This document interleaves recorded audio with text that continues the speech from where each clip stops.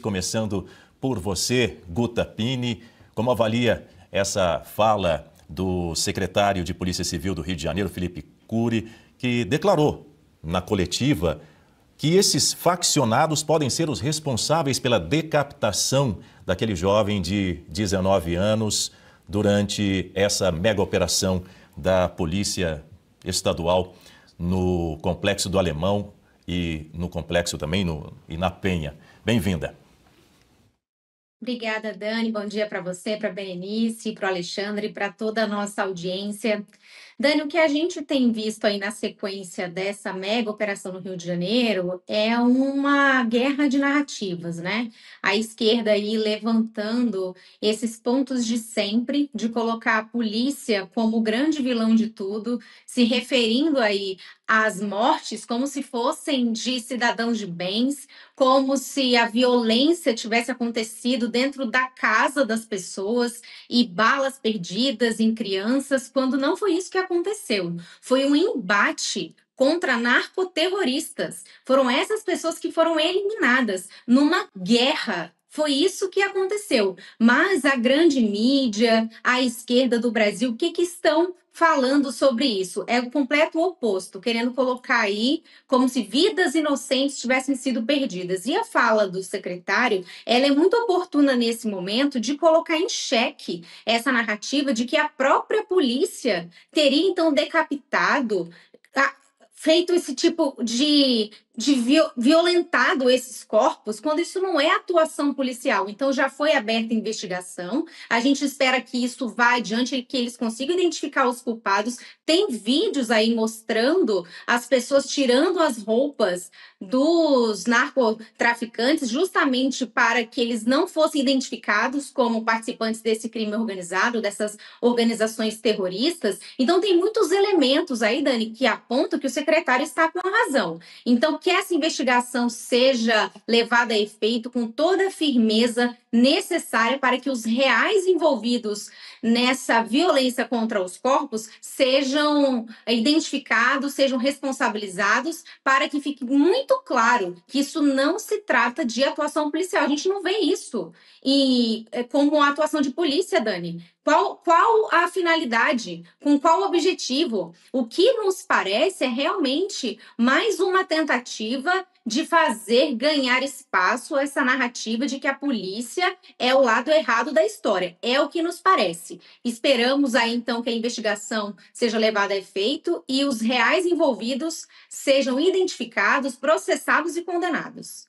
Berenice Leite, bom dia para você. Nós ouvimos aí o comentário da Guta Pini, ela fala em guerra de narrativas e é isso que a gente tem acompanhado nos últimos dias, sobretudo na velha imprensa, na velha mídia, imputando a responsabilidade do que aconteceu no Complexo do Alemão e também na Penha sobre a polícia. Parece que até um discurso de que, eu não sei se vocês vão se lembrar, de que os traficantes são vítimas dos usuários e agora, nesse caso, os traficantes são vítimas da polícia. Bom dia.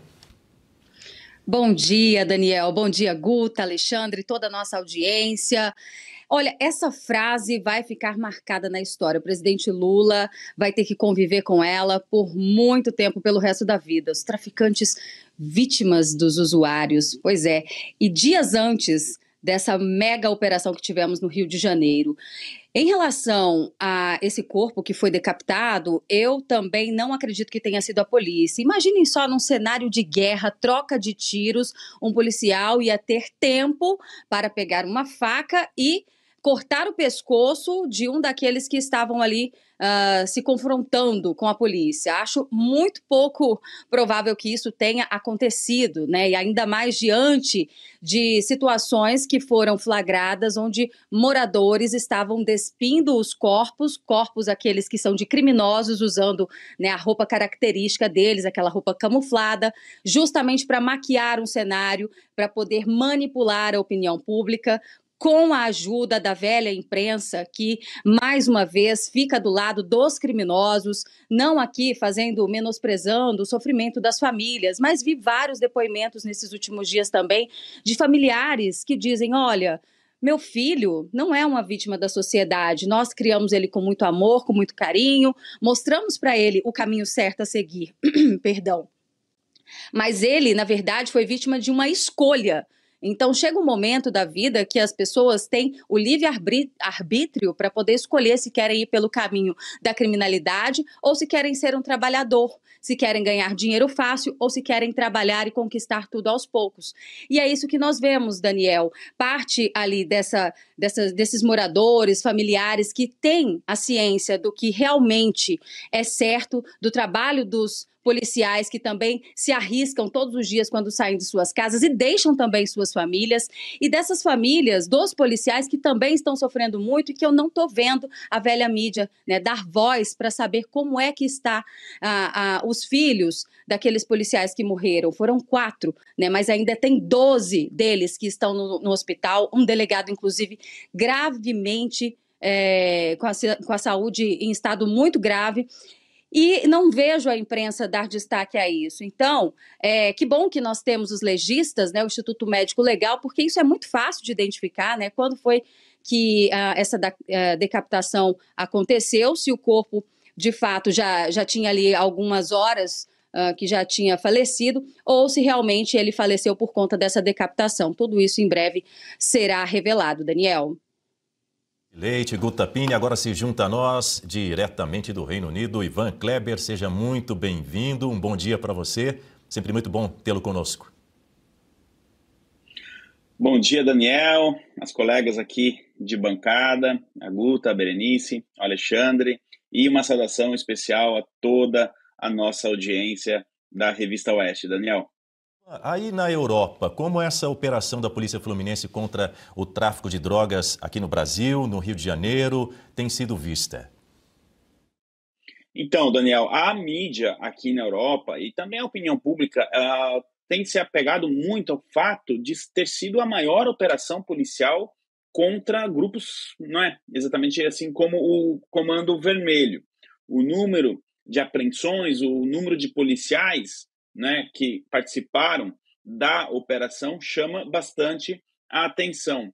Alguns jornais, como o alemão Die Welt, foi o primeiro a explicar para o público, para o próprio público, o jornal alemão Die Welt, a diferença de realizar uma operação policial na Europa em relação ao Brasil. Como podemos ver nas imagens aí, o jornal colocou isso muito bem em palavras, é mais uma zona de guerra militar do que uma operação policial normal de apreensão, né?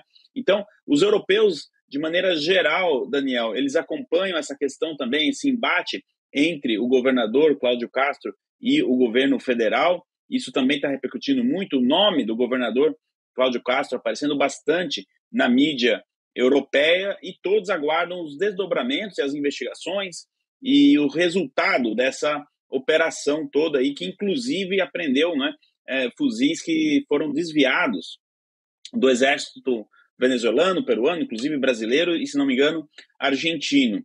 Definitivamente não foi uma boa propaganda para o país que vai receber a COP. Existe também aí uma certa apreensão em relação à COP, que deve ser realizada no próximo mês, não é? A COP 30, Daniel. Uma vez que, por conta aí dessa dificuldade de logística lá na cidade de Belém, alguns eventos da COP devem ser realizados justamente na cidade do Rio de Janeiro. Então, a mídia europeia cobra essa questão de ter sido uma das maiores, ou se não me engano, a maior operação policial, né? E também o fato do Brasil receber a COP no mês que vem, Daniel.